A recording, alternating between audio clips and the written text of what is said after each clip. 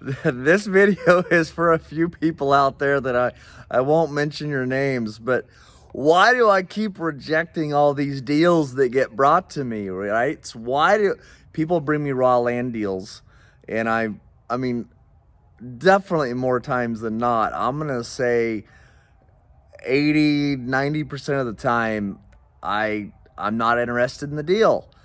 And I feel like I'm a broken record, but it's these deals keep getting brought to me that don't work, right? And they don't work because those that are bringing the deals to me don't know how the space, how it functions, right? They don't know what needs to be in place for me to develop the property, or they don't know what the correct pricing is, or they don't know what the correct terms are on how to structure these deals.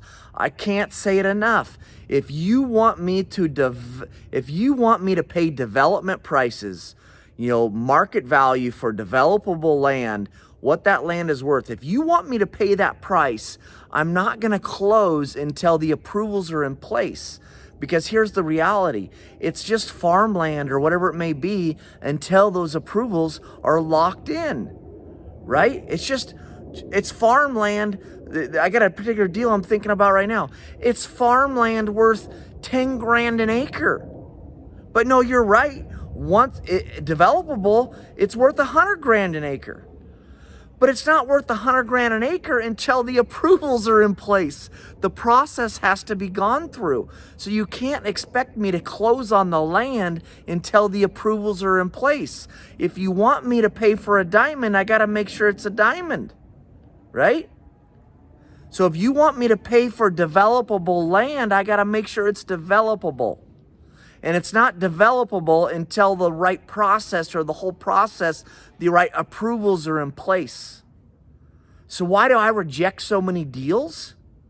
Because those that are bringing the deals to me don't have the education needed to even be putting these deals together, right?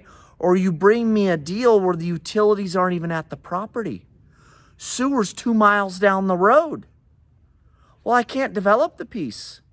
Now, we might be willing to structure it as some type of land bank structure where we'll, there's a lot of, I'm not going to go down that rabbit hole, but still might be interested in the deal, but it's not going to be closing in the next year. I can tell you that. So, are all the right pieces in place for the property to even be developed right now? Is it priced right? Right? How did you come up with the price? So you bring me the deal. How did you come up with that price? Well, 9 times out of 10, your answer is because that's what the property owner wanted for it. Well, come on. That has nothing to do with market value. Learn how to do the math. Learn how to do the math backwards to figure out how much that land is actually worth. Don't just sign, ink the contract and bring me the deal at what the property, just because that's what they wanted for it. Because more than likely, you're wasting everybody's time. You're wasting their time, your time, and my time, right?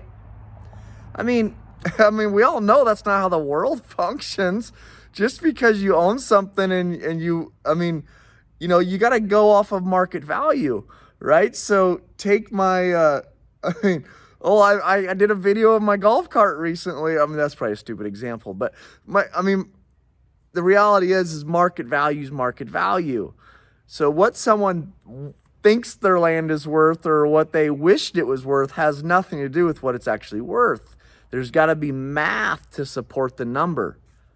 So be careful about inking these contracts with property owners at the price they want, because you're creating artificial expectations. Now, deals like that, when I come across deals, this happens so often. I come across a deal and they're like, well, Joe Blow, offered me X amount of dollars a year ago or 2 years ago or 3 years ago. And so now they use that number against me.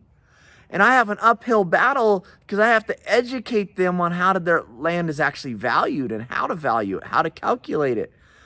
And so, my saying on deals like that is, oh, okay, well, I'm telling you it's worth $5 million and Joe Blow offered you $10 million. Well, and how did Joe Blow come up with that 10 million? Well, it's what we wanted for the land. Okay, well, just out of curiosity, did the deal close? Did they perform? Did they even do a due diligence? The reality is they probably, 9 times out of 10, they didn't, right? Because they didn't want to spend the 10, 15, 20 grand to do a true due diligence even on the property. So if they didn't move past due diligence, they for sure didn't close, right? So anyways, I'm passionate about this topic. If you're going to be out here playing in the land space, the raw land space in the development world, you need to understand how it works. You need to understand development. You need to understand all the components, all the things that need to be in place for the property to be developable. You need to know how to do the math to calculate its value. You need to know the terms of how to structure these deals to where we can make sure we get through the process.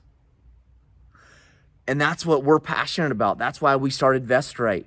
That's why I can't encourage you enough. I mean, we love you. We appreciate you. We want to do deals with you, but you need to have the education needed in order to be effective and to truly be valuable in this space.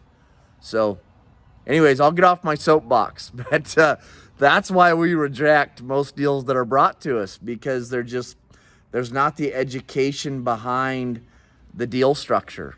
You know, whoever put the deal together didn't go about it the right way or know what's needed to be known. So anyways, all right, we'll see you later. Bye-bye.